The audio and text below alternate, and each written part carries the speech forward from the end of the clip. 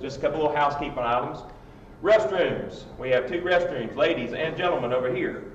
If you go through our education wing, go up the ramp, turn left, there's a powder room / ladies room there, and then go into our sanctuary area, turn right, go all the way down, and there's a couple more bathrooms at the water fountain. If you turn right, that's mine and Sterling's offices, so don't use any restrooms down there. So use the left. We're going to have lunch at noon. What are we having, Dad? Sandwiches. All right, sandwiches. That's not up your alley. A box lunch. Box lunch. If that's not up your alley, go down Cedar Square Road, all the way to the end, turn right, go to Archdale, and there's all kinds of fast food restaurants and all that. If that still doesn't suit you, see me and I'll get you a Diet Mountain Dew and a nap. We'll get you some. But like I said before, thank you all for being here, and hope you feel welcome here at Cedar Square. So, Dad, what you got? Cool. My thanks too. I'll be honest with you, about 10, 12 days ago, I thought there was 7 people going to show up, and look around this morning how many decided to come, and thank you, Lord, that's all I can say. It was a great turnout last time. It's a great turnout today. Stephen has a lot to share with you. Just a thought. Do you notice anything different on your table than you brought with you? Okay, there's an apple there. I know people love to eat apples. I love to eat apples. There's something about an apple that feeds you. It makes you feel good. But inside that apple, there is something else. There's seeds.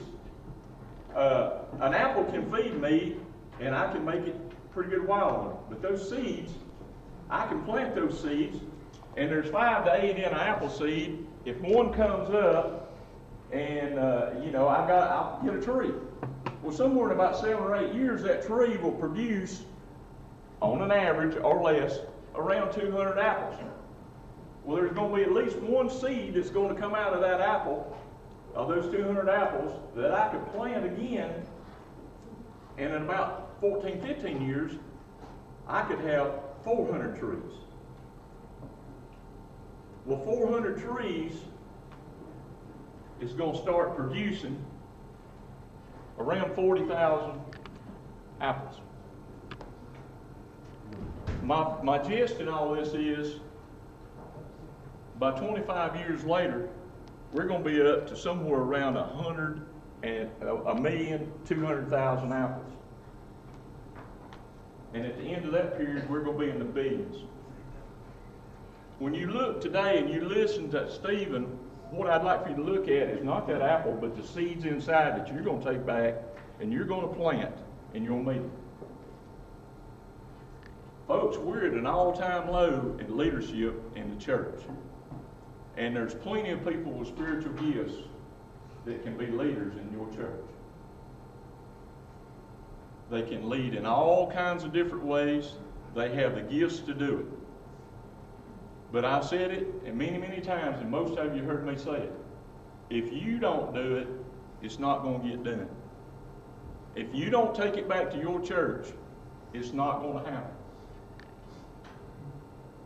You've got to be the ones that makes it happen. You've got to be the one that takes that seed back and you plant that seed. Get that young adult, get that young person over to the side and put your arm around them. Take them play around the golf. Take them out to eat. Go to the ball games and watch them play. Do whatever. Don't think that the minister and the youth minister has to do it all. They can only do so much. But all of us together can plant shade trees that we'll never see shade under. I didn't say that out true, but I did. But what I'm telling you today, every time you think, the devil makes you think a little over to the side, look at that apple and then listen to what Stephen's saying.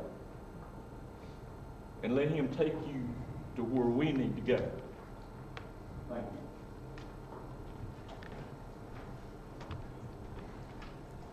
Good morning, everybody. Good morning. It's great to see you. I don't know if you've ever had to step up in front of a group at the mic, but I feel like we're good for today. At this point, what a great challenge, a great way to start things out this morning. I'm really thrilled to be with you again today, and I'll say this, just out of curiosity, real quickly. How many of you were with us a month ago, 4 weeks ago? All right. And then the opposite question as well. How many of you were not? How many of you, this is the first of these 2 sessions you've been a part of? Fantastic. Fantastic. We're really, really glad that everybody is here. For those of you that were here 4 weeks ago or with us 4 weeks ago, it's great to see you again. And I agree with Mike. I'm glad you came back. And I hope today is as or more profitable for you as the day was several weeks ago. For those of you joining us for this particular workshop, and it being the first of the 2 for you, I'm glad that you're here. And I hope that today really becomes a catalyst for you in some ways to take next steps in your local meetings regarding how to engage younger people. You know, ultimately, we've got a desire, all of us share in this room. And the fact that you've shown up shows me and shows those around you that you care deeply about how to pass on what's been so significant to you to a younger generation.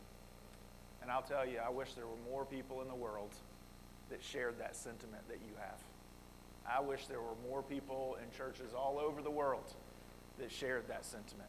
Because the reality is, as we talked about last time, we'll talk a little bit about today as well, that is a slowly dying sentiment. And so what we're going to be doing here today hopefully is going to encourage you to that end. For those of you that I've not had the chance to interact with yet, let me give you a little bit of context as to who I am.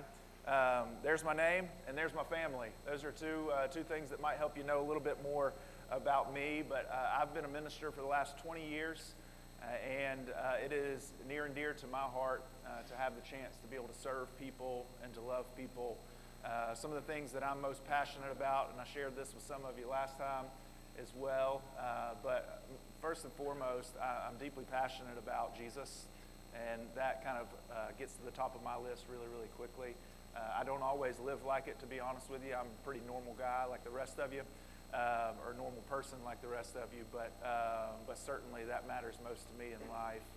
Another thing that matters most to me is this group of people right here as well. It's a little bit of a dated picture, but my wife's name is Emily. We've been married for 18 years, and we have 4 children between the ages. Actually, my youngest turned 5 since the last time I was with you. So my youngest is 5. My oldest is about to be 15, and we got 2 in the middle, and telling you their exact ages is a little bit too complex for my brain. So I'm going to leave it at that. We got 4 between the ages of 5 and 15, and life is a lot of fun for us. I would say that in some ways that we're a pretty normal young family. Right? And when I say young, I know that term is relative. Okay, so let me give you a little more context on who I am.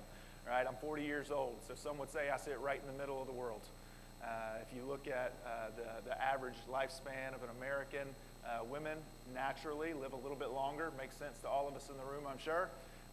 Men sometimes live a year or 2 less on average in the United States, but many would tell you that I'm right in the middle in terms of life. And so raising a young family makes me like many people in the communities that you live in. And at the same time, I would argue that my family is a little bit different in some ways because we've prioritized our life around things that matter most to us. And one of those is the passion that I've already shared with you, which is a relationship with Jesus. And in particular, how that expresses itself through a local church context. And so those are things that we're deeply passionate about. I mentioned to you last time I really love sports, and so you'll hear a couple things come up about that today through the day. I love mediocre sports, and that's why I'm an NC State fan. That's right. There's a couple others in the room. I like it. I lived in Tennessee for 4 years, right? And any SEC fans in the room, right? It was a struggle, y'all, because they couldn't spell ACC. It was amazing. No, but we're big NC State fans. But I'll tell you, at the heart of what I do vocationally in ministry, certainly I love the local context that the Lord has put me in, the church family that I get to serve alongside of and be a part of. But in contexts like this and others, where I get the opportunity to help encourage folks in other local contexts, I am deeply passionate about helping to alleviate some of the weight that local context, local churches, local meetings feel in regards to connecting the generations.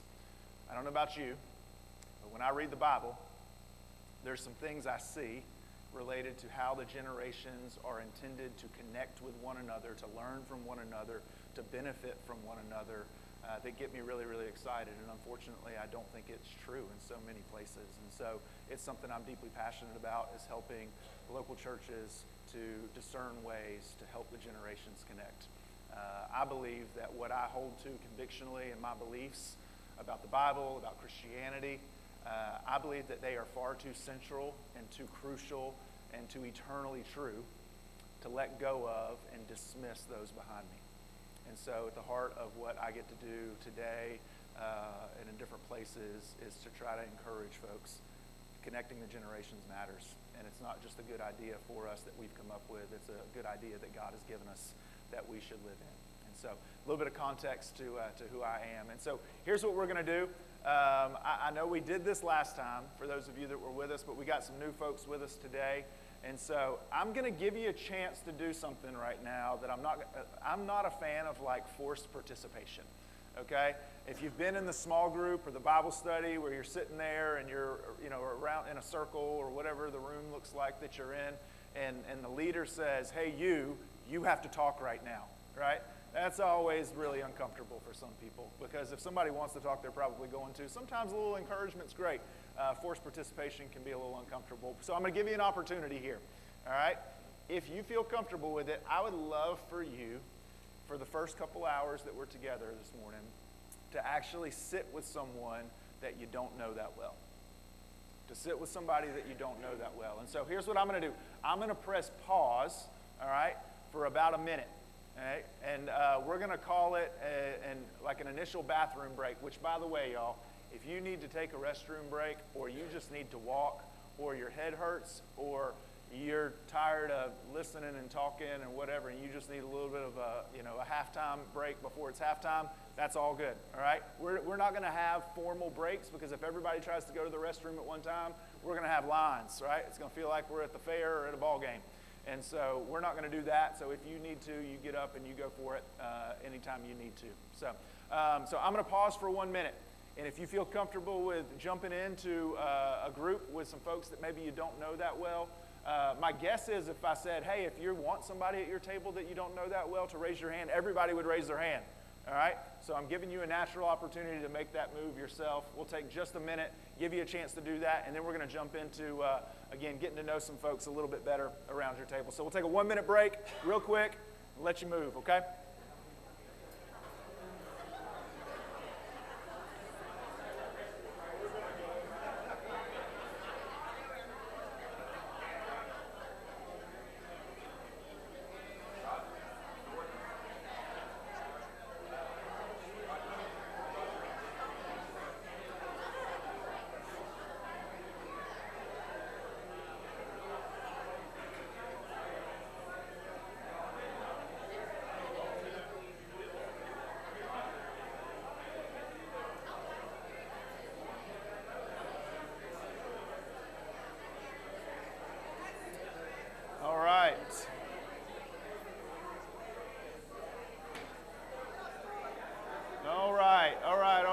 So,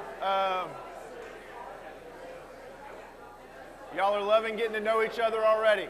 I'm going to give you about 4 minutes, 4 or 5 minutes, okay? And I want you to work through this list of questions. This is what I want you to share with one another around your table. Just briefly, your name, where you're from originally, where you currently live, what motivated you to be here today, what your expectations are for today. So take a few minutes. Right, I told you last time, when I say a few minutes, there's no telling how many minutes that actually means. All right, but take a few minutes and work through these together around your tables, okay? Get to know one another a little bit better.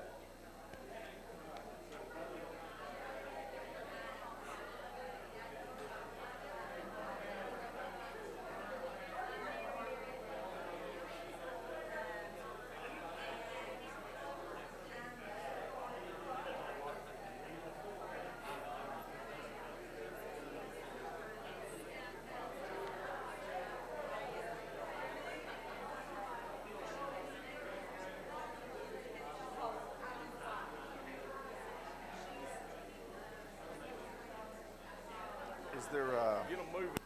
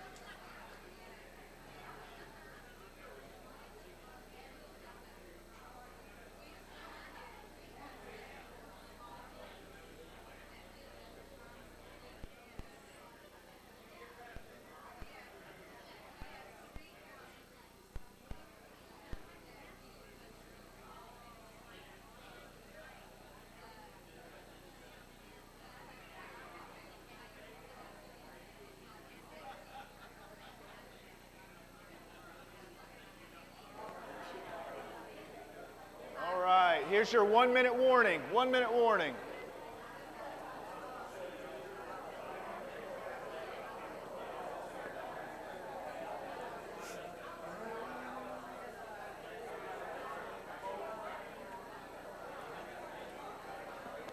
Still trying to get it.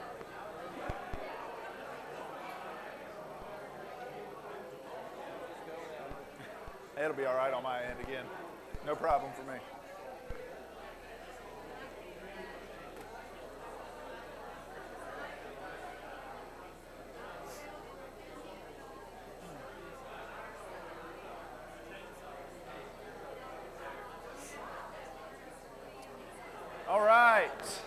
All right.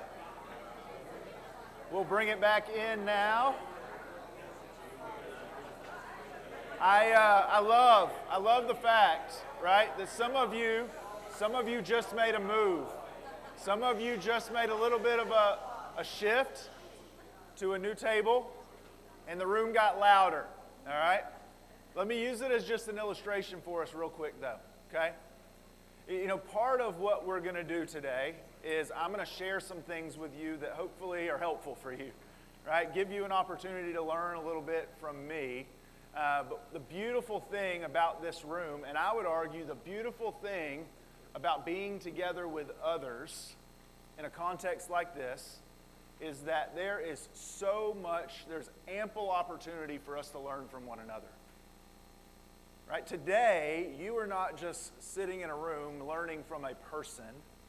You are actually sitting in a room with people from whom you can learn right? And with whom you can help. You actually are going to learn from one another quite a bit today.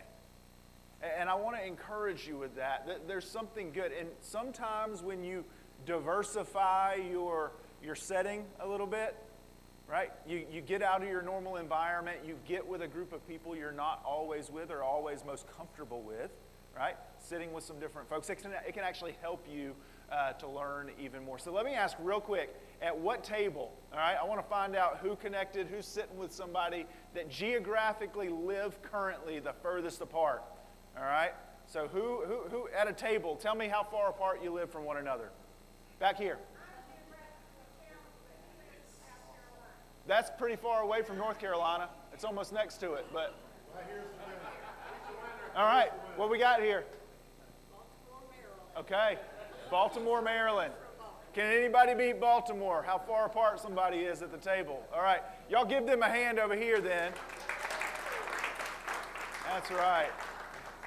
Again, there's a benefit from us being with people that aren't typically the folks that we spend our time with, because it generates something in us. It causes us, it's sort of like a washing machine, right? I'm not an expert, right? I've tried to fix a washing machine before, right? Tried to fix a washing machine before, and I spent about 8 hours on it and got frustrated and called somebody, right? But I know that there is this portion of kind of how, this means that of how a washing machine works that is the agitator, right? YouTube does a lot of wonders until you're still, you come up short still sometimes with YouTube, but there's an agitator, right? That's how your clothes get clean. It moves them around, it shakes them up a little bit. And sometimes to make progress, we need a little bit of that shaking. It's good for us to diversify the context and the folks that we're with. And so what I want to spend a few minutes doing right now is I want us to recap a little bit what we talked about a few weeks ago. And in part, I want to do that because for those of you that were a part of that session, it's good for you to have a little bit of a reminder. The other thing I want to do this for is because there's some of you in the room that weren't a part of that first session, and we're going to build on some things today. This is a process, right? And we'll talk more about that in just a second. But the first question that we spent a lot of time trying to answer last time was, who are we? As friends, who are you? What does that mean? What are your distinctives, right? And what was incredible to me is when we tried to answer the question, what makes you unique? Who are you? What are you passionate about? I tried to synthesize. I took some of the answers that you gave to that and tried to synthesize those down into a sentence. You gave me a lot of words, and I love it. But I tried to synthesize those down into a sentence, and this is what I came up with. Answering the question, who are you? That you're a group of people whom God has worked in you and through you to impact others through His faithfulness in an ongoing journey. That's what I heard from you 4 weeks ago. That you are a group of people that believe that God has been at work among you. You have records in your mind and probably on paper of how God has worked among you. And when you think back about those things, which is good for us to do, right? It's a biblical practice to build a monument of sorts. It doesn't always have to be physical, but to build something that you can look back on and remember the work that God has done. You're confident that you have seen God work in great ways. And that it hasn't just been work that's been in your presence or that you've observed, but it's actually been through you. That God has used you in incredible ways. And you were encouraged about that, and you were excited to remember that. And some of the ways that showed up is through your impact of other people. The way that you've been able to serve others, to help others, to speak peace into situations, to bring about change in your communities. You've impacted others.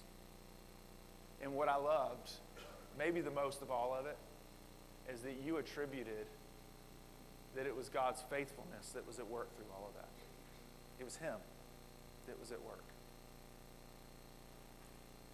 And then where we kind of left off, but where many of you really started the time together a month ago, was that you believed that this is an ongoing journey, that God wasn't done yet. That He's not done yet. That this is a journey. It's been a journey and it continues to be a journey. A chapter, or 2 or 10 or 20 has been written, but the last chapter has not yet been written. That the next chapters, it's time for them to be written.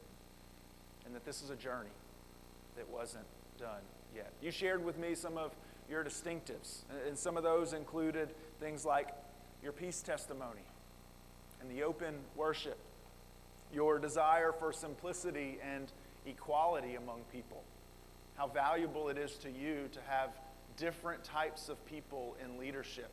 In particular, diversity in leadership was really important to you, of what you shared with me. Integrity,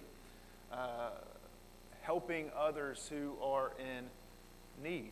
You were passionate about Jesus, about the Bible, about relationships and your distinctives. And then when we spent some time talking about who you are and how the younger demographics are represented among you, this is where we kind of identified some of those things. It was, depending on the particular local meeting, between 5% and 50% of your local meetings are made up of people that are under the age of 40, was your estimate, right? For some of you, it was closer to 5. For some of you, it was closer to 50. But on average, the average of all of those was at 29%. So on average, of those that gathered last time, the local meetings that you were representing, that were represented at that gathering together, 29% was your estimate on average of your local context being made up of people under 40. I want to encourage you with something. That average is not representative of every particular church, okay? But on average, you're actually at or above the line, on average. And so be encouraged by that a little bit. I think sometimes when you think about where you're at and where you want to be, it seems like the gap is so wide it's impossible to overcome. But be encouraged that there's some good things happening, so many good things happening that you shared about together last time. So the second question we spent time on 4 weeks ago is, who are they? We began to talk about some generational dynamics. Who is the next generation? Who are the millennials? Who is Gen Z? Who are these people, right? And what makes them up? What makes them unique? Let me ask just as a question, and we'll do this in a large group like this right here. What do you remember about millennials and Gen Z from 4 weeks ago? Or if you're new with us, what do you know about them? They have a Short attention span, that's right. I'm really proud of that too. That's right. What's that? They don't open their emails. It's true, right? We looked at, and we'll look at the chart again in just a second as well, right? But there is this reality that communication styles have changed. Communication means or mediums have changed drastically. They've changed drastically. It's a reality, right? What else? They've grown up with technology. You have technology natives. You have digital natives, people that have only known the digital world their entire lives. People my age are right on the dividing line of that, right? I grew up with television on some level, but not with the internet until the later part of my childhood into my teenage years. Like, there wasn't phones in hands. They were connected to walls, right? There wasn't screens galore. Now, that became true the older that I got. But you have what some have called digital natives, and then you have older generations that some have called digital, I just blanked on the word for it. No, not digital challenge, though that's true too. But they're digital immigrants, right? They're digital immigrants. Some are trying to migrate into that world, and some, I won't ask for a show of hands, have said, I'm out, right? Right, so you've got digital immigrants and you've got digital natives, right? You have tourists. That's right. I'll just wade into it occasionally for a week and then I'm back out. That's right. That's right. What else? What do you remember from last? Yep. They actively seek work-life balance. Yep. Right. And they actively seek purpose outside of work. That's right. So work is not everything. Work is not everything. How has that been translated in modern assessments of younger generations? They're lazy, right? But here's the deal. There's a value in what you see there, right? This is how we learn from one another. What if the intent isn't laziness, though it is for some? I know some millennials, I know some Gen Zers that I've worked with, and lazy would be an appropriate word, okay? So I'm not saying this is true of every single person that's younger that cares about the work-life balance. But I also know I had an hour-and-a-half long conversation with a mentor of mine this week because I know I've got to do a better job with work-life balance. I don't Sabbath well, and I don't date my wife very well sometimes. And so we had an hour-and-a-half conversation about helping me to build in some rhythms of dating my wife weekly and trying to have at least, my goal right now is a 12-hour Sabbath a week. All right? I care about a work-life balance. And I really think the intent is good. I don't do it well. But there is that concern. Work isn't everything, right? Again, some it does show up as laziness, but for some, it's really a genuine desire to manage life well. I think I shared it with you last time, but I've talked to a number of millennials and Gen Zers who would say that their parents were absent through their childhood because of work. I think that there's a younger generation of parents, in part, some of them, that deeply care about raising their families well, being present with their children. Right? I'll leave here today, right, around 3 or 3:30. You know where I'm going? I'm going straight to the ball field to watch my son play a couple baseball games. That matters to me. Is it worth the mileage? Absolutely. Is it worth feeling like I'm rushed sometimes? It is, because I want to be present for my kids, right? Those things matter to us for sure. So that's good. Good distinction. Definitely something we saw last time. What else do you remember?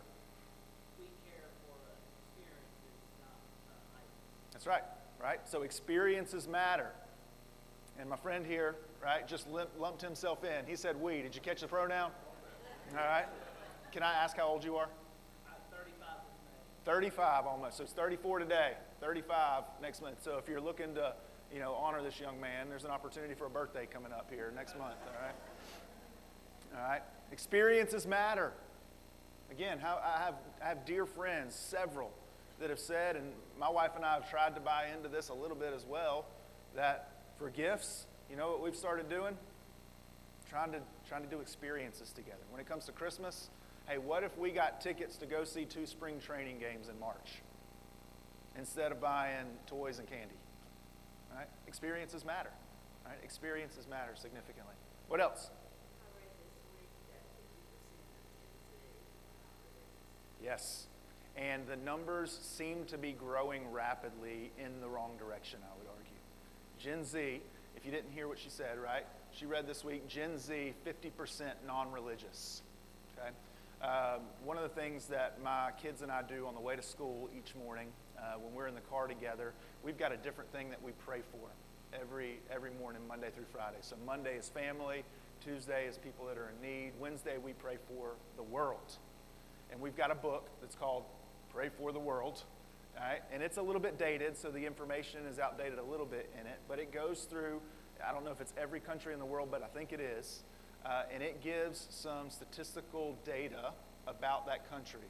The population of the country, the capital and the population of the capital, the primary religion, and the fastest growing religion.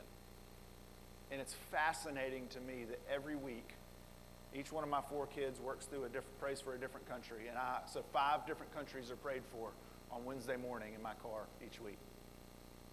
And just about every week, the majority of those countries, the fastest growing religion is non-religious. Non-religious. It's not unique to America. In fact, America's a little slow to the game. Europe's far ahead of us in this. Far, far ahead of us in this. Non-religious is the fastest growing group of spirituality or religion, right, that we're seeing really all over the world in many places. Now, some of the eastern parts of the world, Islam is still growing at a rapid rate. There are parts of Africa where Christianity is actually growing at a pretty rapid rate. There's a couple of pockets in Asia as well. But in Europe and most of the Western world, non-religious is the fastest growing group of people. fascinating. But you're seeing it more and more the younger and younger the demographics are. So what else? Great observations. What else? Absolutely. Relationships matter, right? Relationships matter. And this kind of ties into the work piece a little bit, work-life balance thing. Relationships matter, which means even in the workplace, millennials and Gen Zers, they want to work with people that they enjoy being with, which is why there's so much transience, at least in part. Sure, there's a desire, a self-driven desire to get more, to have more, to do more, to be better. You know, I don't know too many Gen Zers that don't think too highly of themselves, right? So there is definitely that there, but some of the transience comes because people want to work with people that they really enjoy being with. It's not just about being in the same place for a long time, right? That was one of the distinctions we looked at last time. You have people that, and some of you in this room probably worked primarily for one organization, one company your entire career.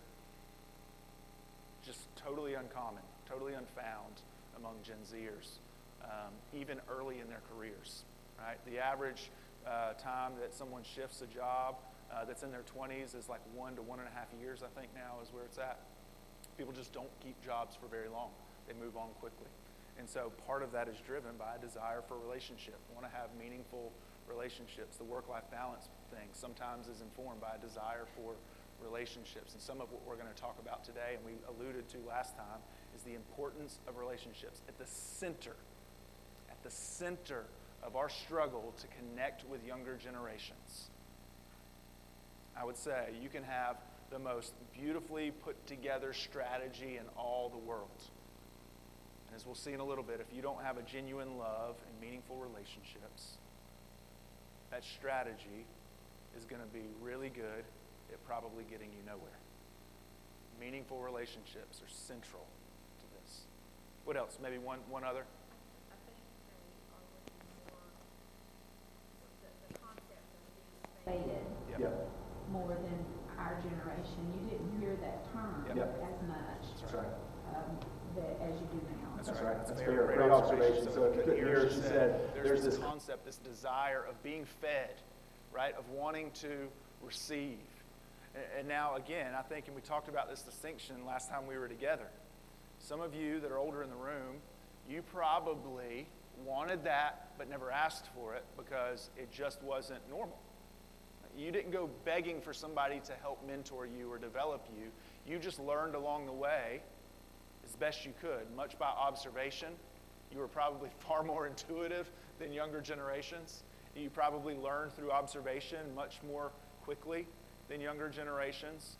But there is this now articulated, that's said out loud, this desire that, well, I need somebody to help me. I want somebody to invest in me, to develop me, right? And we're going to spend the second half of our day today talking specifically about some ways to do that. But that relationship piece and that desire for development or investment really go hand in hand. They don't want a system to disciple them. They want a person to. They're not looking for a system to fix their problems.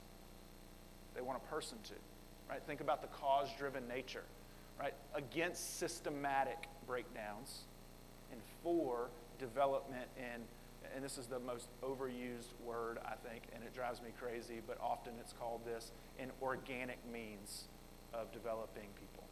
Organic means of developing people, right? But I would argue even organic means need a system, right? So you don't dismiss the system. You need the system, right? But it's got to be built on relationships. So here's a couple of things. That's the question we just answered. We worked through this chart last time as well, and I sent out a PDF to Mike. Was that distributed? Okay, so we'll get that to you and this slide deck as well to you after today. Make sure that those are sent out to everyone also. But this chart will be in that. And again, a lot of this data was put together from Barna, was a big contributor to some of this. Purdue University Global is a great research group at Purdue University.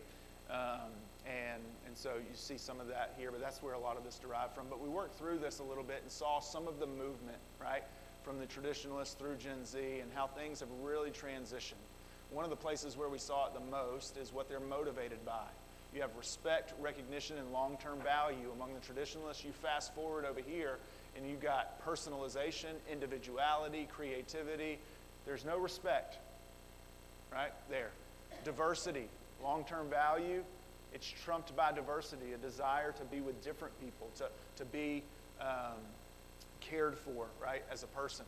And so we see some of that movement, again, and some of the experiences they've had that shaped them. The Great Depression, all the way over to life after 9/11, the recession of 2008, access to technology from a young age. So those things all play into it. And I'll kind of jump through these pretty quickly because we hit on them last time as well. But what you see here is just some general statistics. The population distribution, that was of 2021.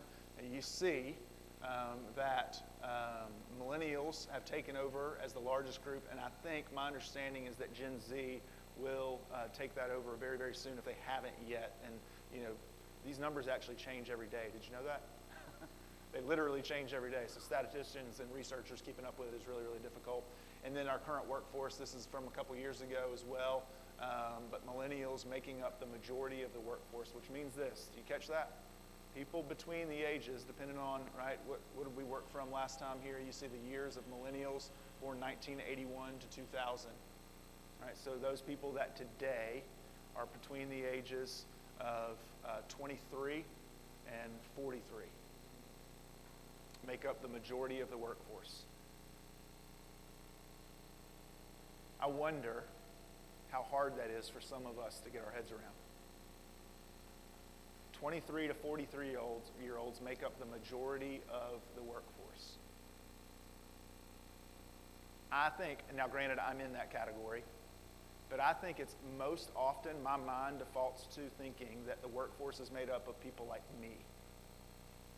And I wonder if that's a default kind of thought in most of humanity, that people like me are the majority. People like me are the norm.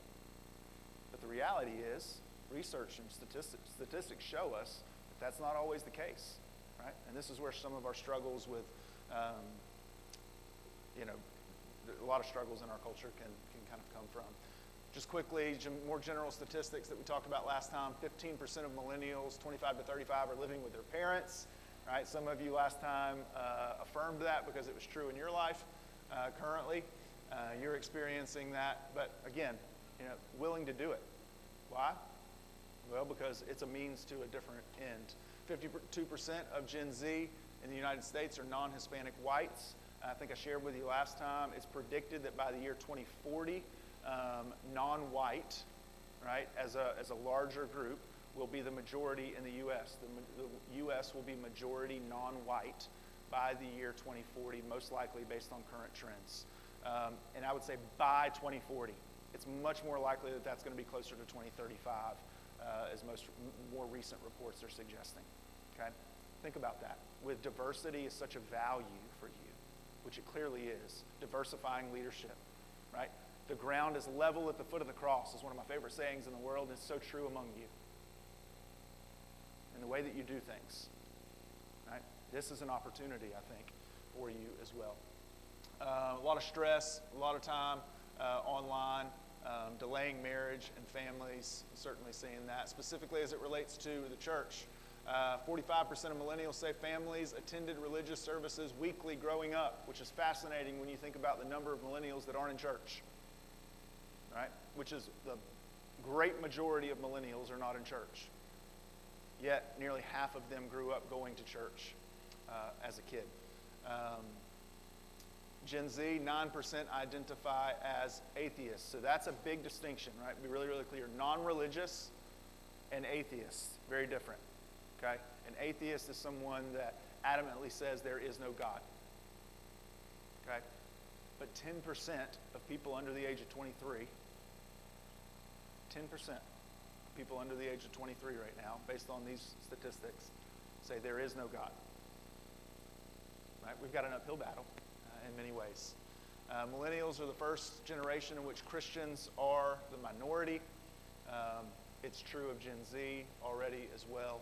And so now 2 generations in a row for the first time in U.S. history. For the first time in United States history. How old is the United States? Anybody know? 1776, right? Whatever it is between then and now. All right?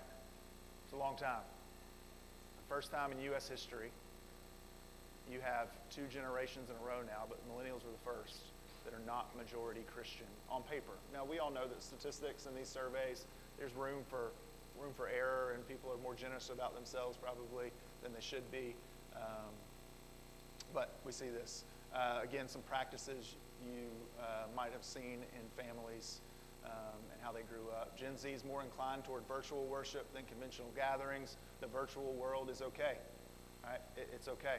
Well, we talked about a little bit how the distinction is with concerts. People went back to concerts. Virtual concerts weren't sufficient. They were not sufficient. Virtual worship was. Why? Because what they were looking to gain from it didn't require them to be in person, which means we've got to redo the scorecard probably for Gen Z on what the purpose of coming to church is. Right? We've got to redo the scorecard for them a little bit. More non-white millennials attending church than white millennials, which makes sense with the growing trend and the turnover of demographics. So when we ask the question of you specifically in your context, where are the younger adults in your community? Right? They're at the ball field. That's where I'm going to be this afternoon. Right? At the ball field. They're at work. They're at work. That's a part of a real place. They're online, lots of time online. Right? They're traveling, a little bit more transient, seeking experiences, right? Not just doing things, but having experiences that are memorable. They're spending money. They're spending money. How many of you have kids or grandkids that are like in their 20s? How many of you were shocked when you found out how much they were making in their first job? Me too. Me too. It's fascinating to me. Now, granted, we know that the cost of living is adjusting, but some of you also recognize, how many of you paid in the teens with your interest rate on a mortgage at some point in your life? You paid in the teens your interest rate was in the teens. Yeah. Right? 2 years ago, you know what the interest rate was? It was in the 2s. Like 2%. Right? I wish I would have gotten in on that. It was a little late. Right? So money is available to them. They're making more money than people in entry-level positions have ever made. Right? There's this big push nationally to increase the minimum wage, and it has in different places. I drove by a fast food restaurant a couple weeks ago, a fast food restaurant that was hiring workers for $20 an hour. I almost quit my job. Right? So there's access to funds. They're financially much more flexible at an early age, which is why you see people spending unbelievable amounts of money even younger. Now, granted, some are racking up debt. We know that. There's poor financial management there. And they're spending time in third spaces. As we defined that last time, right? That's those places that are kind of neutral ground. Going to the coffee shop, going to a mall, meeting with people outside of anybody's territory, right? Meeting in neutral spaces with folks. All right, the third question we tried to answer last time is what is true, and I'll move through these pretty quickly. So what does the Bible say about who is valuable? Genesis 1 teaches us that who's valuable? Everybody. Why? Because we're made in the image of God. Psalm 139 speaks of us being knit together in our mother's womb. Who is valuable? Well, the Bible says that every single person ever conceived is valuable. Every single person is valuable, right? So what does the Bible say about who's valuable? Everybody is. What does the Bible say about the value of people being together? It says that it is incredibly valuable. In fact, we need it. We desperately need it.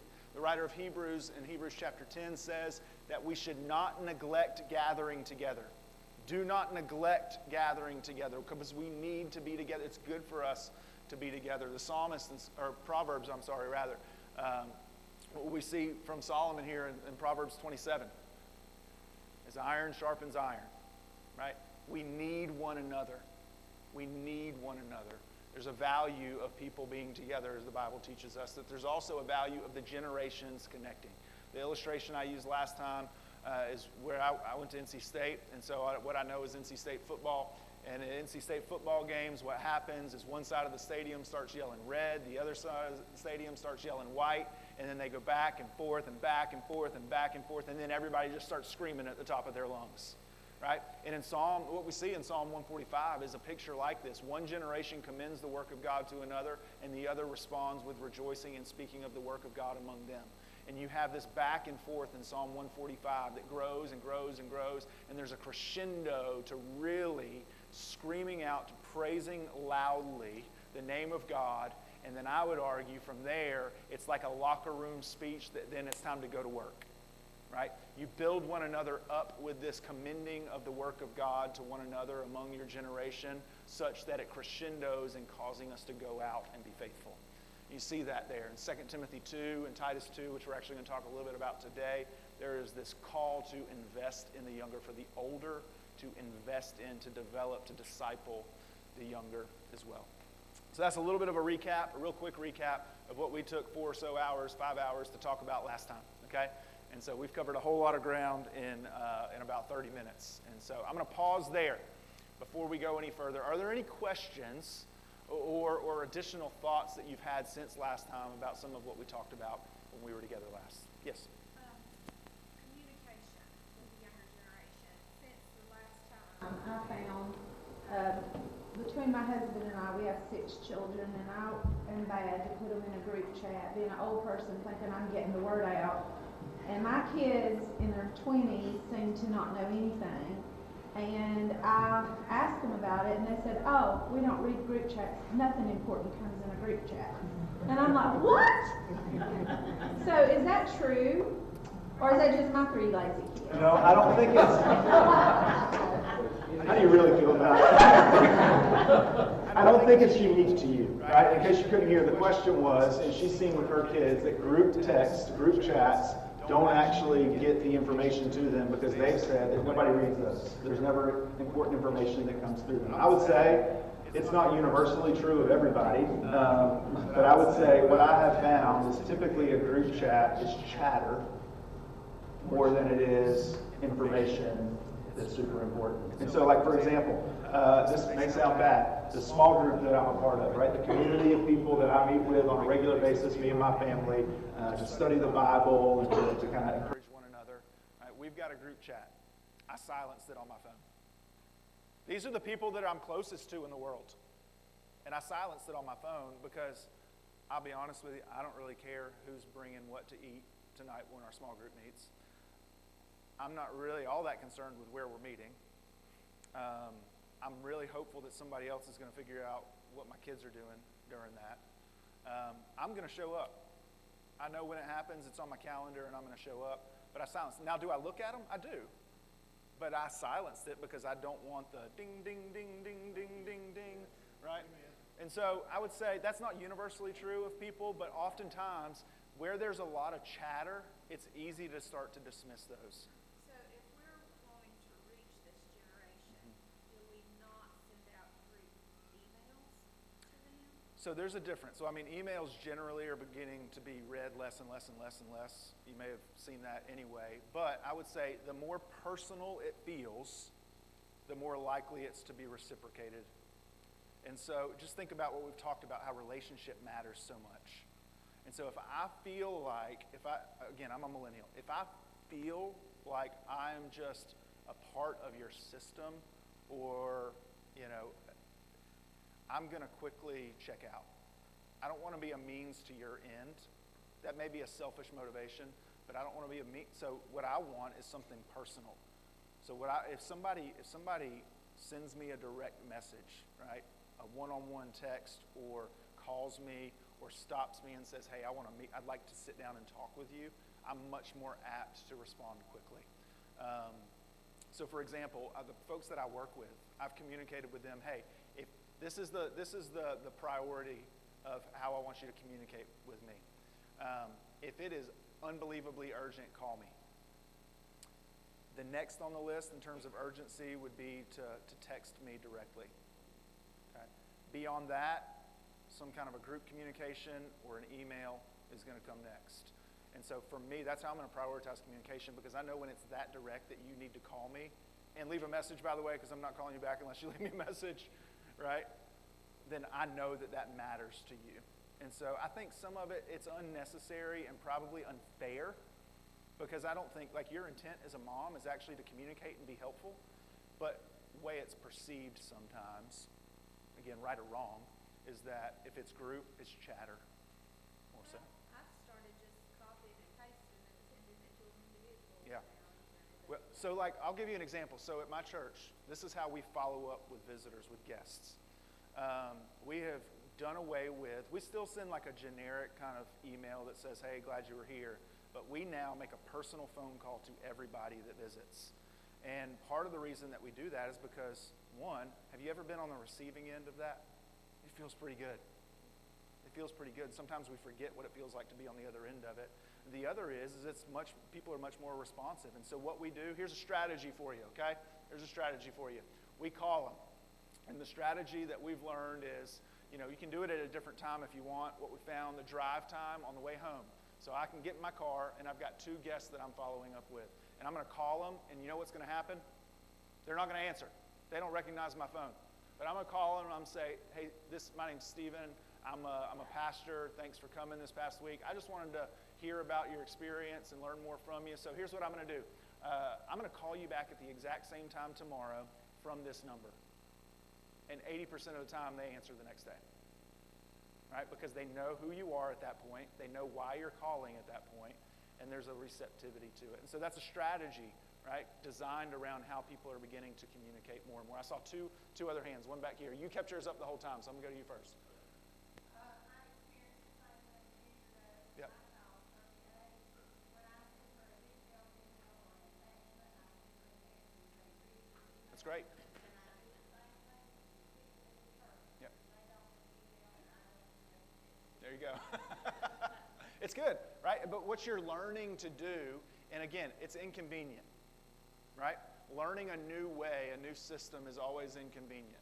Some of you love change so much you can't wait for the new system. But it's it's psychology. There's brain science behind it. The older you get, the less you like new and change. It's not a derogatory thing about folks that are older. It's just a real thing about all humanity. The older you get, the less you want new. And part of it is because there's a difference between fluid and crystallized knowledge. And your brain responds differently the older that you get because more information is more crystallized in your brain. There's much more fluidity within a younger brain, a younger person's brain. And so they can handle more and newer. And so when we have to adapt our methods of connection and communication, it requires sacrifice. But you want to know a good definition of sacrifice? Giving up something you love for something you love more. Think about it for a second. What's sacrifice? Giving up something you love for something you love more. Do you love your means of communication more than the 30-year-old? If you love the 30-year-old more, you're willing to give up something that you love, your preferred method of communication, for something you love more, that person. Right? Think about it when you were, maybe for some of you, you're in this season now. Maybe for some of you, you're past it. Maybe for some of you, you're not to it yet. But if you've been in the season where you had to help aging parents, and how your interactions with them are different than those with your peers. It's hard, but you give up those things. You sacrifice, you change because you love them more than the things that you were comfortable with. Initially, we were talking about the urgency of messaging. Yeah. Basically, what the subject is, and we might bring into the deeper stuff that I have discovered in my ministry experience. We've actually got the background. Absolutely. It's about developing relationships. 100%. And even though it's much slower, snail mail, a handwritten note, I found people just, it doesn't, not long now. Yep. I'm not talking about That's right. a novel, Yep. but a handwritten thank you note. Totally agree. I appreciate you, glad you were here. Seems to be, That's right. have great impact. One of the first things I did, so the role that I'm in right now at the church that I'm in Winston-Salem, I've been in it for just over 2 years. One of the first things I did the first day is I went to a guy that does some design work for us and gets things printed, and I said, I need some cards, some stationery with my name on it. Again, I only say this just so you can see as an illustration. The church that I'm a part of is larger, okay? Across our services and campuses last week, Easter's always an anomaly, so this isn't our norm, but I'm trying to give you some scale to it. we had about 3,500 people in our services. Our senior lead pastor, our pastor, you know what he does every week with a first-time guest at the campus that he preached at, whatever it is? We have multiple locations, but he writes in a handwritten note. Now, I've known plenty of pastors that don't want anything to do with that. Right? They want to, prepare to preach and hang out and then show up on Sunday. Right? Those that are bivocational, it's even harder. Right? But I will tell you, the more personal it can be, the better. And that doesn't determine the means of communicating might be influenced by age, but the desire for personal relationship, I think, is still universally true. How do you even get people to leave your contact information? Trick them. I'm sorry. It works. Yeah. But we see a lot of people that come in and they don't. Yeah. They may tell you their first name. So I'm a big fan of putting a lot of hooks in the water on that. Right. Some people are all in, like, hey, we're one and done. We've got one method. This is the only method we're going to do. And so in our context, what we do is we have a tin out front that says first-time guest on it, and we encourage people coming in to stop by. And if they do, we have them fill out a card. We give them a bag. That bag signifies to everybody else in the church that person's probably there for the first time. And so they welcome them. They see them and whatnot. So one of them is a handwritten note. We give people a QR code option that they can scan and fill out a form online. We give people a text option where they can text a number that tells us, basically, they text the number and then immediately they get the electronic form as a way of doing it. We offer people to come down after the services and introduce them if they're there for the first time. We remind them during the services that they didn't stop by that place and get a gift on the way in. You can get it on the way out. So we try to put a lot of hooks in the water. And then, like through our kids ministry, in that space, we've got a unique system that's similar but different for families that come in and register their kids for the first. If you have any kind of kids check-in or registration, it's another hook in the water, right? Because somebody might not stop by and fill out a card or tell you that they were there for the first time, but if they have to fill out some information to get their kids checked into your kids ministry, you just got them, right? You just got their information as well. And so we try to put a lot of hooks in the water. I'm a big fan of that. When you get so narrow in your method on trying to capture this kind of information, there's a likelihood that you're going to miss more people. Now, we miss people. Every week we miss people. I have no doubt about it. But we figure if we can put more hooks in the water, there's a higher chance that we're going to pull something out. Yeah. Great question. Yes?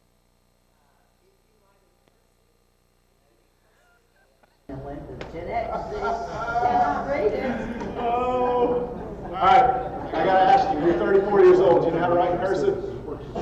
I do, but it's not readable. That's a no. No, I do, but it's not readable.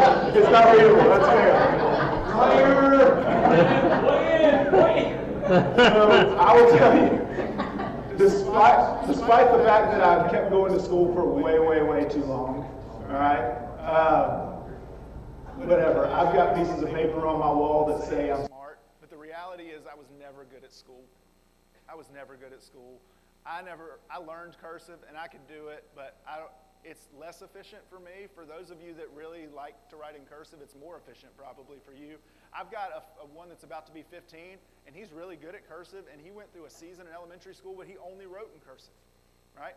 Now, my number 2 son, who's 12 years old, ain't happening, right? No desire to write in cursive at all. And so some of it's unique, but you're right. I mean, it's hard to read. I don't write in cursive, but it's also not clear. Like I have to slow down. My hand cramps up when I'm writing handwritten notes because I have to try to write clearly, and I'm not very good at it. But it's a good point, right? Again, it can cause another breakdown for sure. Yes? In the past few years, we started, I know greeter ministry used to be something that was old school, went away for a while. We brought it back to our church and seeing that it's more of a ministry, that it's not just, I'm a greeter, welcome. That's right. Making, again, the one-on-one contact, I have found doing it, that making the one-on-one contact later was able to help me get a contact personally. That's right. I mean, how do you see the greeter ministry as far as being important in like a younger generation? Is it a big deal? Is it not? I think it is very strategic. I think it's a great space, because what it allows you to do, so for example, now we've got a big team of volunteers that do that at our church, but myself, our lead pastor, and two others of our pastors, that we stand out front, outside the front doors every Sunday. We stand there and say good morning to everybody that's walking in. We just happen to have a different entrance for where some of our families come in, and we've got some of our leadership that's there at those doors welcoming people. So we've got people that are more publicly leaders, and those that are not, all of them out doing that. And so this past week, I met a lady that some church members, they brought their neighbor with them to church on Sunday. Her name's Robin. I met Robin out front, and so when I saw her name pop up on our guest list, I was like, I'm calling Robin, because I got to meet Robin. And when your follow-up process is actually very personal too, because you were able to interact with them on the time that they were there, and again, it just ramps it up. You know, the fact that, we get the response all the time. I can't believe that somebody would call me. I can't believe that the pastor would write me a note. I can't believe, and people are fascinated by it, because people don't want to be a part of your system. They want a relationship. They want a relationship. And the more direct the communication can be, the better it's going to be. So I'm a huge fan of those teams. And have people of all kind of walks of life be a part of them. We let some of our teenagers and even kids help alongside of their parents that hold doors and welcome people. I think it's a hugely important thing. A little small thing, different preferences on this. It is probably heard differently when you call somebody a visitor versus a guest. If you have somebody in your home, what do you call them? A guest. All right? A visitor is a foreigner, typically in our minds. Somebody that's not from here, somebody that doesn't belong here. A guest, you've invited them in. Right? You've invited them in. We'll talk a little bit more about some of that here in just a minute as well. But guest, right? Think about that language. Yes. Another thought. You talked about relationships and the desire for relationships. And I find there's a paradox between that and then I'm only going to be in my job for a year and a half. Yep. Is it that they're not finding any kind of relationship in the job, in the workplace? Yeah. And so I'll just move on. Maybe I'll get a relationship there. Yeah, so again, relationships are important, but they're also not everything, right? I don't know any person in their 20s that doesn't think they're the smartest person in the world, right? So they think they deserve more too. So there's other factors in the job change. But what I do think, to kind of add to your question a little bit, another layer to it, why is it that people are living behind screens if they want a personal relationship, right? And here's what I would say. As you watch the growth in screen engagement grow, you know what else we're watching go up? Anxiety and depression. Why are those things so closely connected?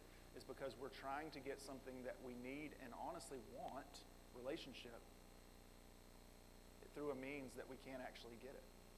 And so I feel alone. I feel less than because I'm comparing myself to others, not relating to others. And so anxiety and depression grow and grow and grow. And there's pressure on me to perform, to be the best, to make more, to do more, to make a name for myself, to get a big following, right? To make millions on YouTube. There's pressure for me to do those things. So anxiety and depression are increasing, even though, right, we want relationship, but we're living behind screens trying to create them, and it's not working. So, all right, so here's what we're going to do. I want to hit real quick a couple of things, and then I want us to jump into our next kind of move in the progression. Just to hit real quick, goals, no different than last time, but I'll say them real quick. To leave better equipped and more confident to invest in your meetings, have some clear next steps to take in order to invest in your meetings, and to be reminded it is good for us to be together. Right? And we can learn from one another. That's a high priority for us today, is to remember that. And what I do want specifically in that second thing is I want you to begin to identify today some specific steps that you can take in your context, right? We're going to spend some time this morning at these, kind of tables where things are diversified a little bit. By the end of the day, I want you back with those that are closest to your local context, because I want you to think together, because the reality is I can't give you a magic bullet, like the silver bullet. And here's why. Because no two contexts in this room are exactly the same. No two contexts in this room are exactly the same. So there's no silver bullet, but there are some things that we can begin to do and some questions we can begin to ask about our context. And we'll see in just a little bit about our willingness as well, and what we could potentially do that are going to help you, I think, to propel towards some very specific ideas and possible solutions. A reminder of our ground rules as we spend this time together. I probably should hit these earlier because we've already kind of waded into some deep waters together. But vulnerability, be as vulnerable as you feel comfortable, but don't expect others to do the same. Okay? Be gracious with others as they decide how vulnerable and honest they want to be. But I would encourage you to be vulnerable yourself. As God has been gracious to you, be gracious to one another. All right? Let's be gracious with one another. And then remember that this is a process. It's going to feel like at times that we're trudging through wet cement. Or we're trying to make our way through quicksand. But the reality is sometimes we have to feel it's that agitator effect. Right? We've got to feel that a little bit in order to make progress. And so it's a process that we're working through, and we're really building on a couple weeks ago as we do that. And know you will walk out of here, I hope, encouraged and excited about what's ahead with some things to take and to try. I think you will today. But no, even after you walk out of here, it continues to be a process. Right? It continues to be a process. All right, so quickly, here's what I want you to do. I want you to get in groups. For those of you that were here last time, we gave a little bit of some homework, which is just formulate some relationships, some intentional relationships. Talk with people that are under 40 in your community, in your family, in your local meeting, and then learn from them. Ask them some questions, learn from them. And so here's what I want you to do. From the conversations and observations that you've made, specifically I encourage you to think about folks in your current context, in your local meeting, that are maybe under 45. And who are they? Are they there? Are they present? Are they engaged? Are they not? Why? Why not? And so what I want you to do around your tables here for the next few minutes is take some time and talk about those things. For some of you, you didn't do this or you haven't done this for various reasons. Here's what I would say to you. You probably still have some ideas, right, on what it is that's happening. Where are the 40 to 45-year-old and under in your local context? Are they there? Where are they at in your community? What do they spend their time doing? Do they have church engagement as a priority or not? Why or why not do that? All right? So spend a little bit of time around your tables. Those of you that did some of this, you can share a little bit more. Those of you that didn't, share from what you can draw on from your own experience as well. All right? So we'll take about 5 minutes around your tables. What did you learn about the younger generations?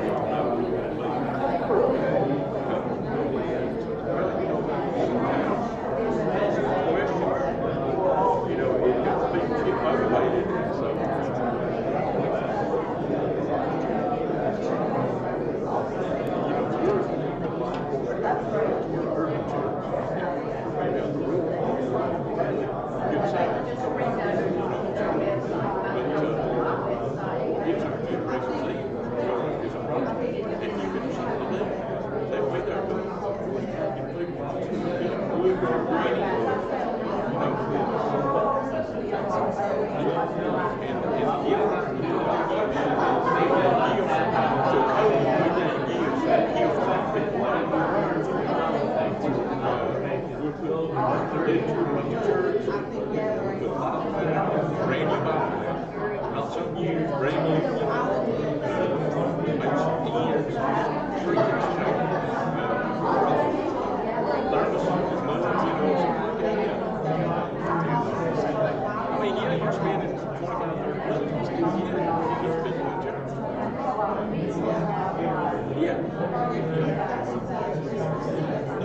You know, most churches, there is a couple of churches, maybe more that was doing church business in session. I know 1773, Cedar was Deep Creek, and there's 2 or 3 others that would be within like 10 years. No, 1776. Cemeteries, they just celebrate that's what we got to do. And the principles through 50 years, that people sold schools and 40 years ago,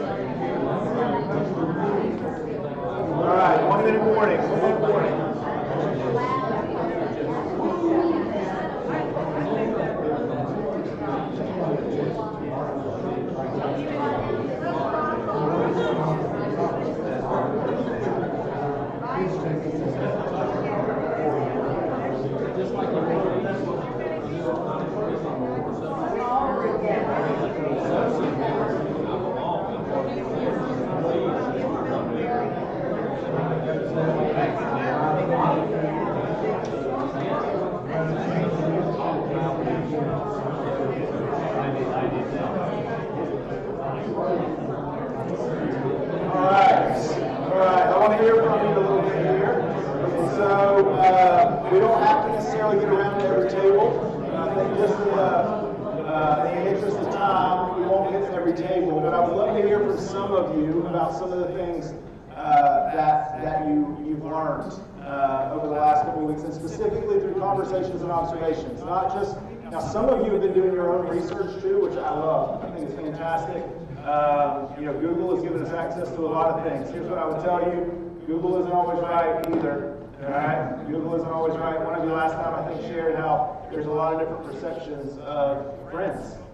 All right, some of that is driven by online information. Right, so it's not always right. But I'm glad some of you are driving toward trying to look some things up and learn some things on your own. But through conversations, I'd love to start there. Conversations that you've had, interactions that you've had.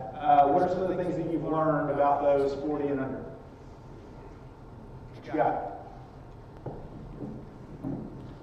Paul's got a mic? All right, here we go. I told at our last meeting that I had 0 children. Children start coming.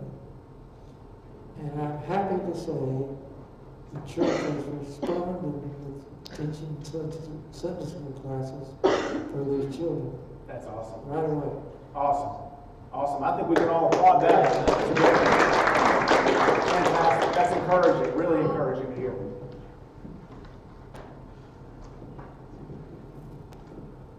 We discussed that a lot of parents bring their children for Sunday school, sit out in the sanctuary, or go back home. And also that they're able to reach them through outside events, not church events. So the parents are coming, but they're not participating. They're just bringing their kids, right? Anybody else seen that happen? I've seen that for sure, right? They just want to sit outside or sit in the lobby or, go out and grab some coffee and use it as a chance to kind of take a break. The grandparents will bring the children. What's that? Or the grandparents will bring the children. That's right. That's exactly right. And what the second part of what you said though was Outside events like a Yes. birthday or something, not. Yep. That's right. And Mike and I have talked about that a little bit. When you give an opportunity to put your hands on something, all right, we're going to talk a little bit more in a little bit about why this is so significant. But when you give people the chance to participate through meaningful ways, right? Not just to show up and be a participant, but to actually be an active, engaged participant, meaningful participation. Put their hands to the work, have some ownership of it, show up. Right? We see that, definitely. Yes? One idea that came to my table is that we thought it was important to put that generation on committees so that they could have a voice and feel ownership.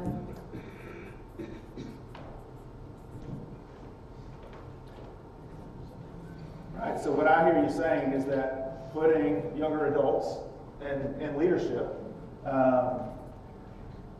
seems to have some sort of merit to it, right? You see this desire. Again, what you're inviting them into at that point, and really what y'all are doing is setting up perfectly what we're about to spend a few minutes talking about. You're giving them an opportunity for meaningful participation, significant opportunities for influence and engagement.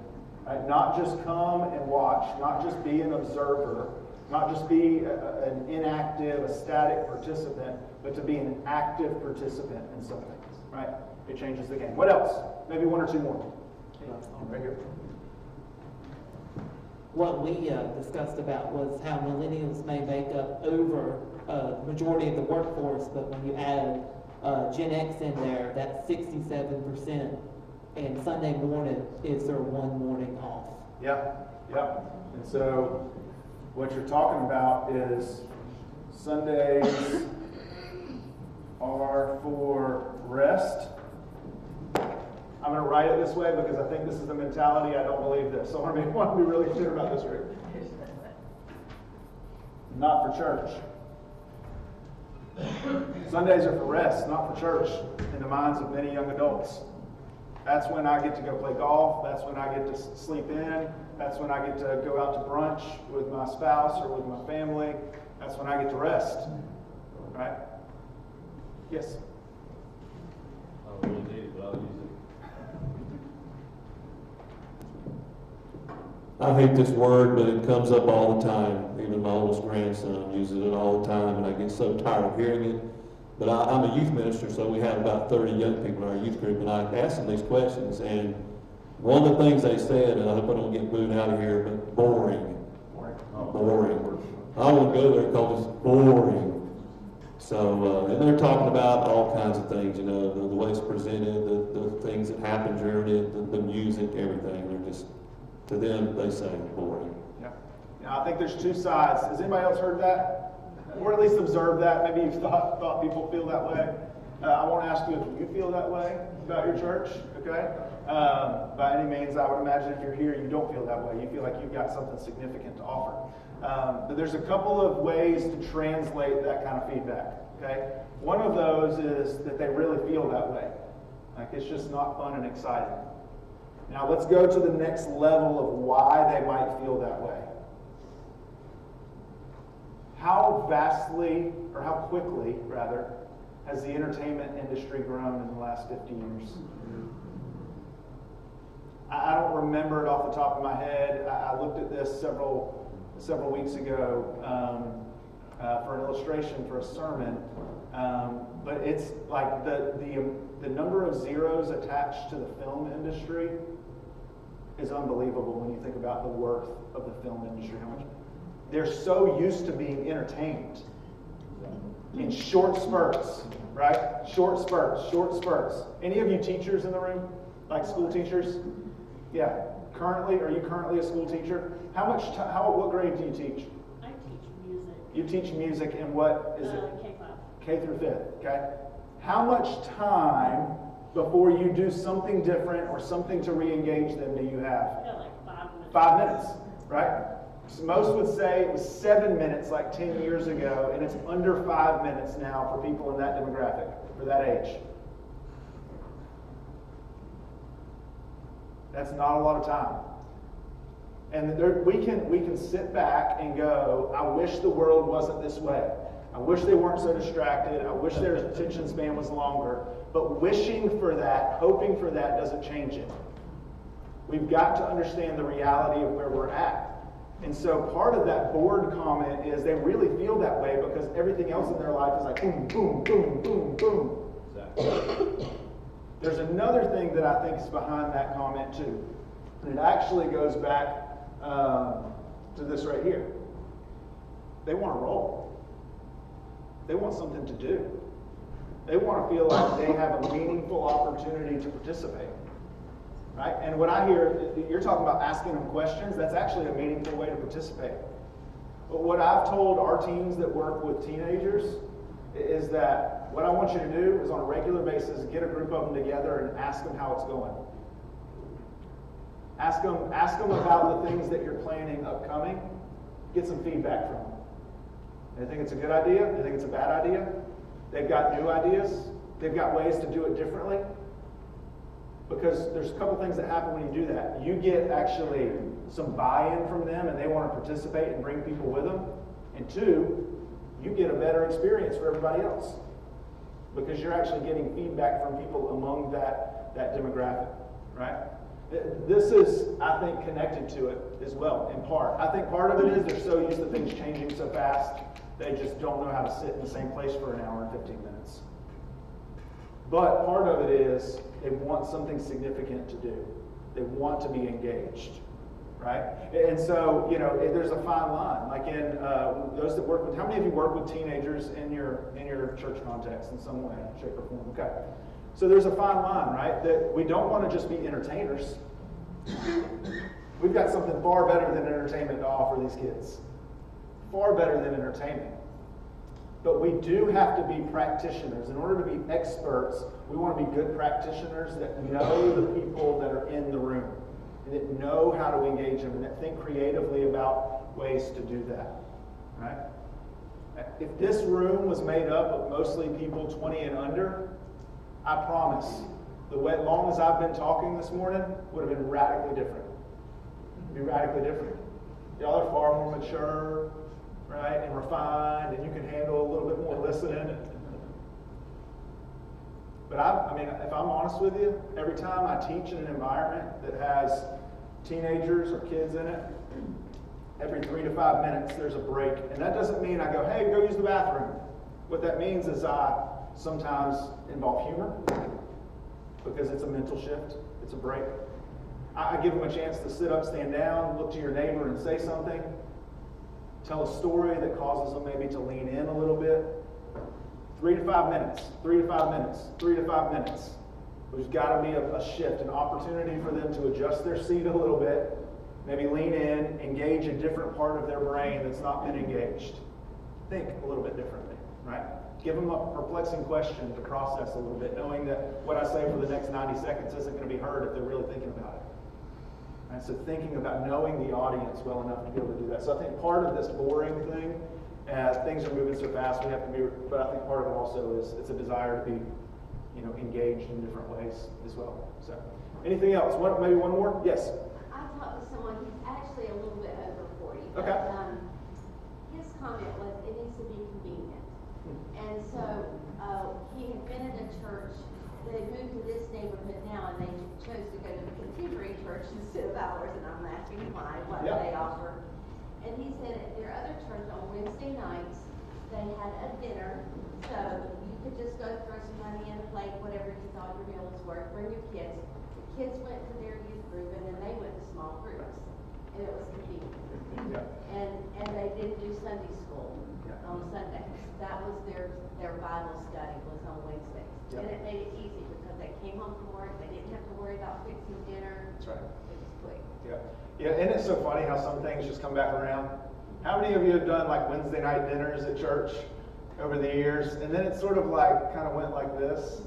I really think that there's an interesting desire for it again because convenience is a factor. The other thing I would say is that this is a unique trend. How many of you have in-home small groups of any kind in your church context? Okay. We have that. You have some of that as well. What's interesting to me is that was a big shift that really started in the last maybe 20 years or so. There was a really big movement toward that. And these young adult churches were all in on home groups, right? It's fascinating to me how many of them are deeply desirous of on-campus space that can be used so that families can come, these young adults with kids can come and engage at a time when their kids can have something to do on campus as well.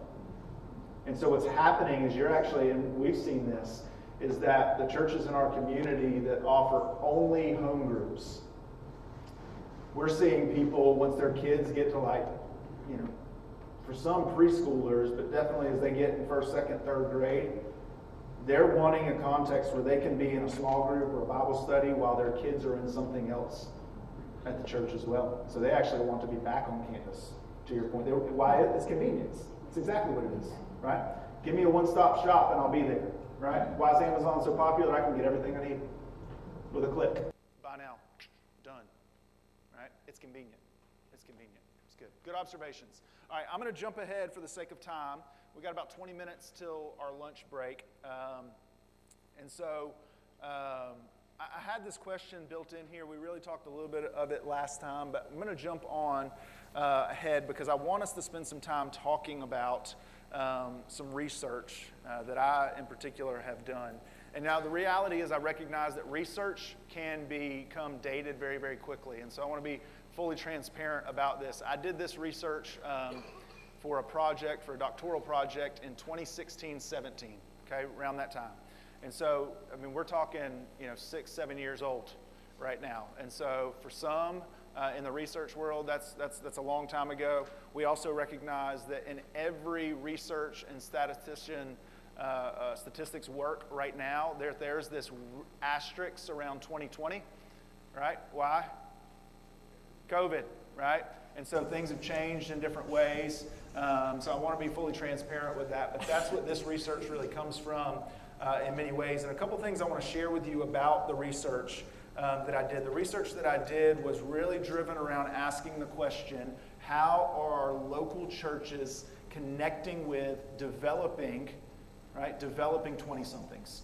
What does it look like to develop, to grow, to disciple 20-somethings in your local church? So I surveyed, the actual information that I got back was from about 50 to 60 churches across the country. And here's some initial findings that I'll just point out. Everyone wants an answer to this question. Right? You are in good company. Right? Everybody wants an answer to this question. Not one church that I surveyed that responded to me said, we don't really care. Everybody wants an answer to this question. Okay? Everybody wants that. And we know that, right? We recognize that people want an answer to this question. The second thing I would say is this. No one really knows how to answer it. And that can be a little bit defeating. Because if everybody wants an answer to the question, but nobody knows how to answer the question, it can sometimes feel like you are just coming up against the wall and just hitting it over and over and over and over. And I want to encourage you, and we'll end the day with this encouragement as well. It's worth to keep on trying. It is worth it to keep on trying. If you believe, which I believe you're in this room because you feel this way, if you believe that what you have to offer is so valuable to the next generation, you'll keep trying. You'll keep trying. You'll keep trying. But nobody really knows how to answer this question. Of all the churches that I surveyed, nobody really had a clear plan or pipeline on how to develop or disciple young adults specifically, 20-somethings specifically. Right? Everybody wanted it. Nobody really knew how to do it, which really threw my research for a bit of a curveball. right? Because what I was hoping was to gather information about different methods and strategies and then kind of build one that seemed to be, universally applicable. Well, the problem is when you hear back from a bunch of people saying, we want to answer this question, but we don't have one, it doesn't give you a whole lot of good tools for a strategy. And so some of the work that undergirded this, as well as some of the additional feedback that I got, allowed me to come up with what I would say are 3 primary components of a strategy and how to connect the generations, specifically 20-somethings, but really connect younger generations to the church, okay? And the 3 components are this. The first is to keep the generations, right, to keep the generations together, connected in your primary environments. How many of you have churches in your community that are very, very young in demographics? They're predominantly younger adults, young families, maybe young single folks or young couples. How many of you have churches like that in your community or nearby? Yeah. I have dear brothers and sisters, close friends that are in environments like this. And what's interesting to me, I spent a season working specifically with college students in my time in ministry. And what I would always encourage them to think about when they were trying to discern where to connect to a local church, okay? Always connect to a local church that has at least 3 to 4 generations present in it. Why? Because you can't connect the generations if there's only 1 or 2 of them.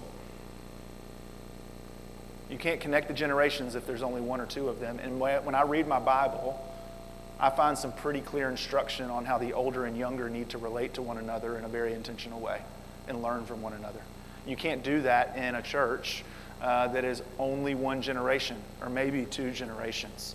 And so one of the things that we've often found, and I may have alluded to this already, is that those churches that have a very kind of targeted focus, specifically like on college-age people and young adults, is what happens is the people that connect to those churches often grow, and over about 4 or 5 years, once they get married and or have some children, that they're going, not just because our small group meets in a home and we're not sure what to do with our kids, but we want actually somewhere we can go and connect with other generations as we raise our kids.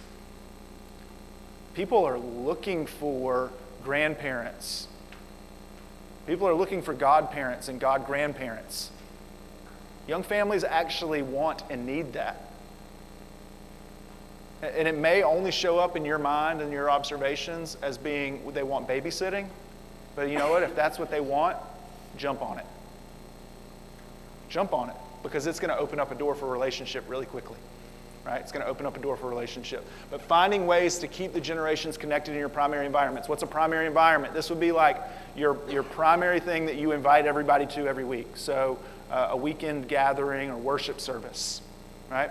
To try to find ways to keep the generations connected. Now, I will tell you, I realize that styles and preferences play into some of these things, but the reality is that if we want to create environments where multiple generations can be, we've got to take those generations into account as we plan and prepare. What I wouldn't encourage you to do, and we'll talk more about this later, is dismiss your distinctives or convictions. Do not do that for the sake of connecting the generations. Do not. All of you in this room, based on some of what I know about the context and some of the history of recent years, even among North Carolina friends, there's been some shifts in some that have dismissed maybe some convictions, right? And that's not necessarily gone well. I would encourage you, don't dismiss your deep convictions, your distinctives, but recognize that there are secondary and third level things, tertiary things. There are things that are methods only, that aren't just commands or expectations. What can we do to try to connect generations in our primary environments? Okay, so the first thing is this.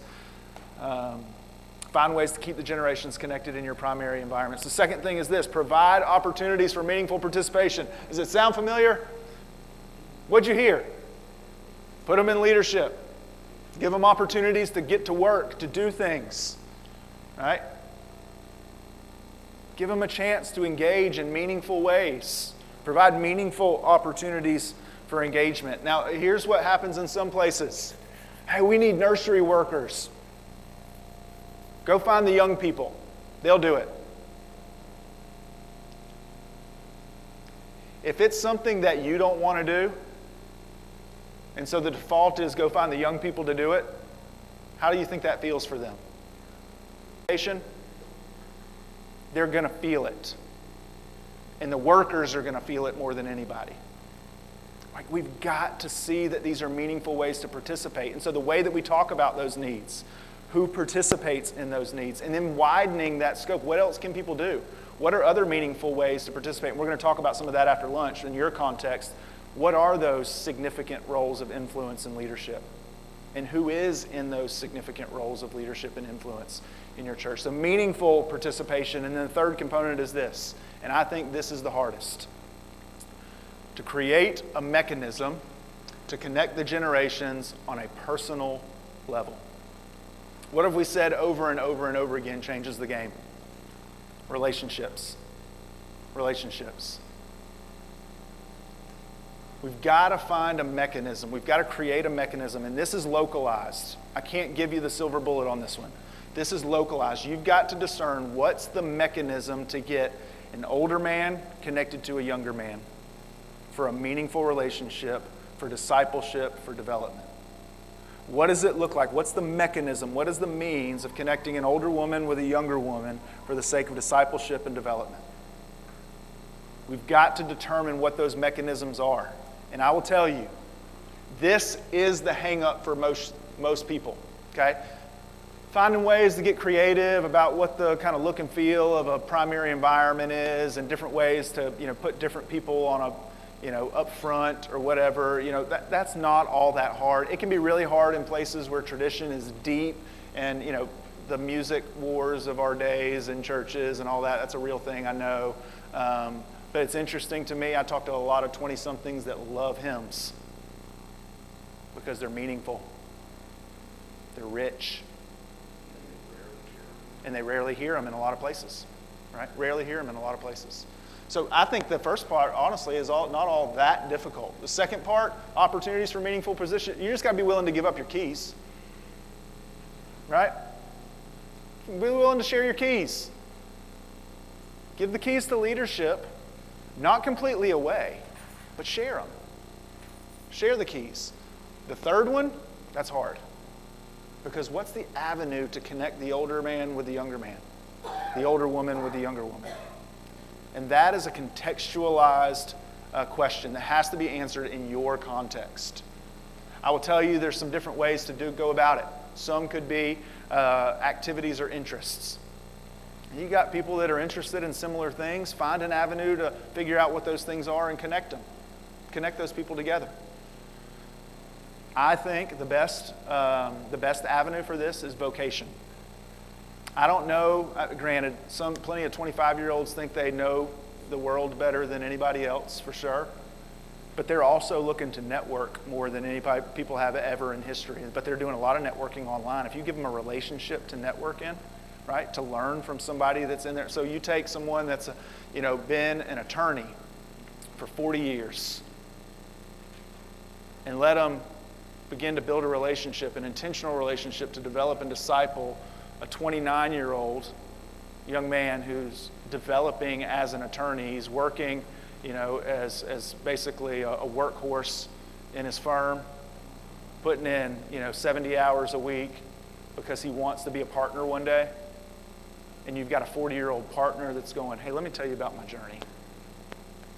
Probably take advantage of that. You're going to take advantage of that. And so the mechanism, I think, becomes the most challenging thing for churches and for all of us in many ways, but churches in particular. I think that is one of the most challenging things. So here's what can happen, though. What we can do in some instances is we can do one of these three things, or two of these three things, but it's sort of like a stool. This one's got 4 legs on it. But you ever seen a 3-legged stool? All right? What happens if you remove one of the legs? You fall. It can't stand up. A strategy to connect and develop the next generation requires all 3 legs. If you take one off, you're going to fall. And so what I want to do is I want us to take just a couple minutes here, and I want to describe to you what it feels like, or what it could feel like for young adults in your context when you miss one of these three legs. Okay? When you miss one of these three legs. So let's start with the primary environment. If you've got a mechanism, you've figured out this mechanism, and you've got a way to connect younger and older in a development, a discipleship relationship on a personal level. Let's say you've shared your leadership keys and you're giving away opportunities for meaningful relationship, but your primary environment doesn't represent your desire to connect the generations. I use the word here, laws, because you're doing things on a personal level, connecting generations on a personal level, giving opportunity for leadership. Those are personal opportunities that you're giving to people that feel like things you have to do because you don't want to touch your main thing. It feels like laws. We've got to give away our keys. We've got to create a way for, the teachers and the attorneys and the truck drivers to connect with one another. But man, this thing that we do when we gather, we're not willing to shift on our preferences on that. Well, it just feels like laws. That's what it feels like. Yeah, like expectations. And now here's what if you've got distinctives, and convictions, you don't want to shift to those, okay? But most of the things that make it uncomfortable probably aren't those things, right? And listen, I'm doing a wedding. What's today? Saturday, a week from today, right? I had to convert my last meeting with this couple Thursday night, and I said to them, which I do any couple that I marry, hey, what do you want me to wear? All right, this is your wedding. I'll tell you, I typically wear a suit to a wedding. And I got a couple different colors. You tell me what you want me to wear. Right? I literally had somebody once ask me to wear a cowboy hat, and I had to draw the line. I'm not doing it. I'm not going to do it. Right?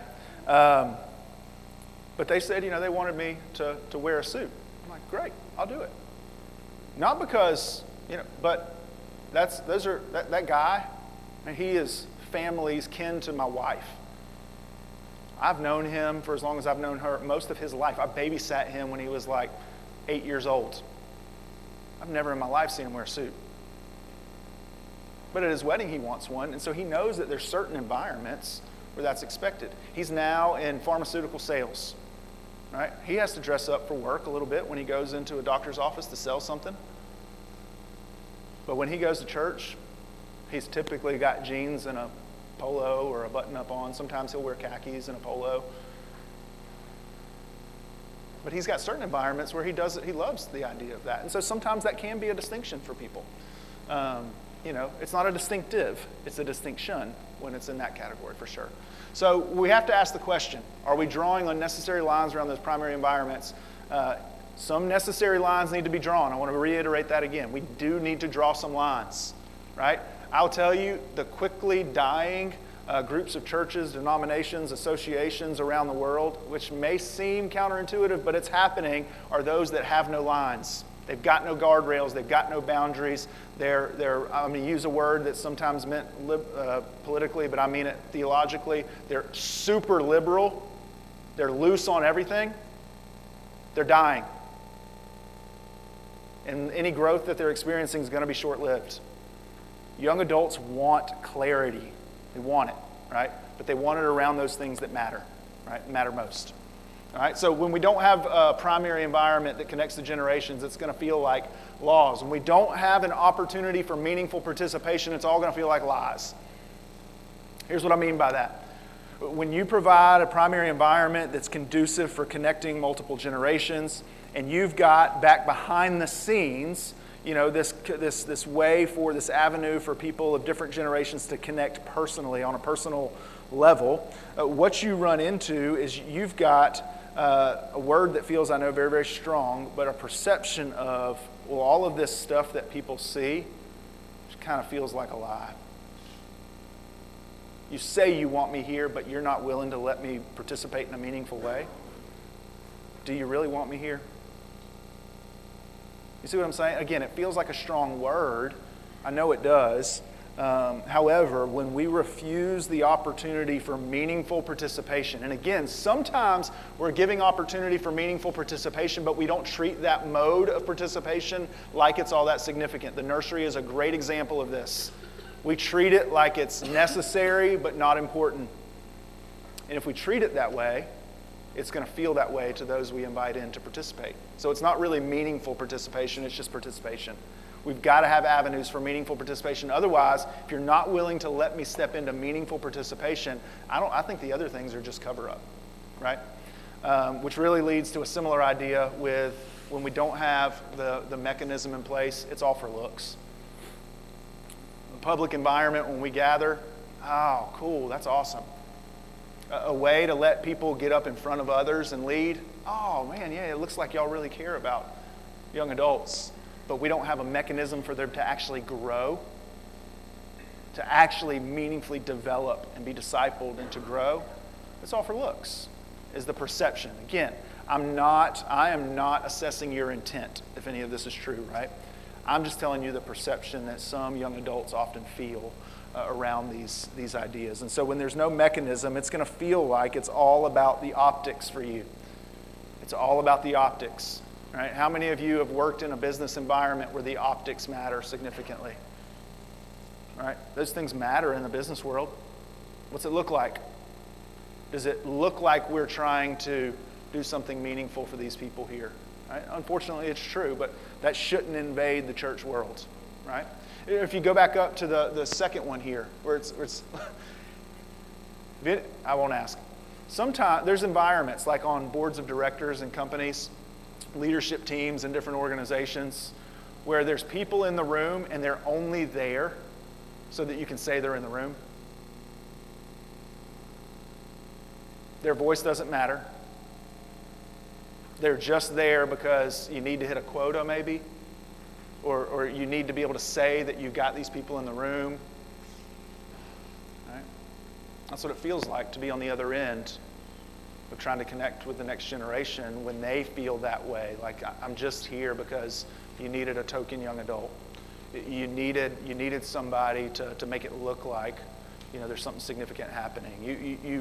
You want to surround, but only so much, right? I jokingly said that sometimes we treat, preschoolers like we're dropping them off. And again, I know sometimes I use some strong language, but I do it just for the sake of illustration. But young adults often feel that way too. We've got a playpen out back for you. Enjoy it. We'll be able to say that you're here. But are we giving them a primary environment that shows we want them there? Are we giving them opportunities for meaningful participation? And are we giving them a mechanism to connect and grow? Right?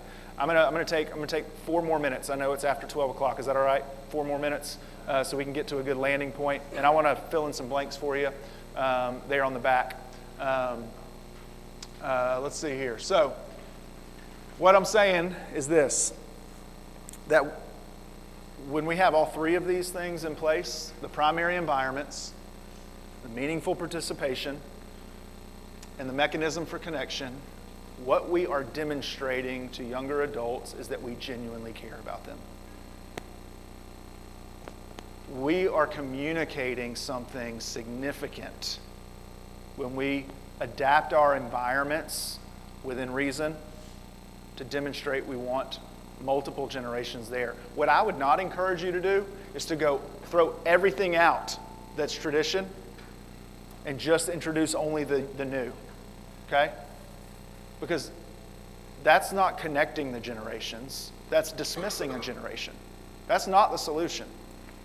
But are there ways to blend those to demonstrate in your primary environments that all the generations matter?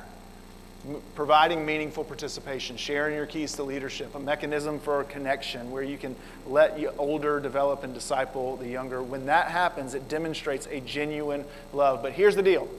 Right? I told you I'm a basketball fan, I'm a sports fan. Last time we were together, it was the NCAA tournament. It's all over. And anybody have a perfect bracket? Nope.